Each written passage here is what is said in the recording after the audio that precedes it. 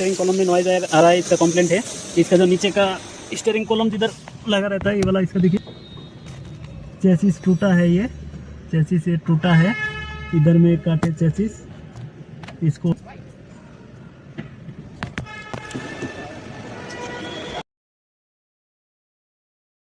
Quit car में steering column का noise आता है तो उसको पहले देखना है, पहले स्टीयरिंग को नहीं खोलना है, उसका ग्रीजिंग बिल्कुल ओके होता है। इसका जो चेसिस है, चेसिस टूटा रहता है, ब्रोकन होता है, जिसके कारण नॉइज आता है। स्टीयरिंग कॉलम में नॉइज नहीं आता है, इसका नॉइज आता है इधर, नहीं तो इधर, नहीं तो ऊपर में भी दो बोल्ट थे, वो भी चेसिस कट हो सकता है।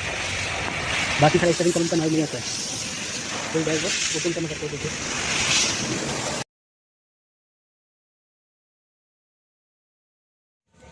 चेसिस फुल ब्रोकन है, जिसके कारण नॉइज आता है इसमें। इसको खोलने के लिए पहले डैशबोर्ड उतरना पड़ता है, प्रॉपरली करेक्शन करने के लिए डैशबोर्ड उतर के स्टीयरिंग को भी उतरना पड़ता है।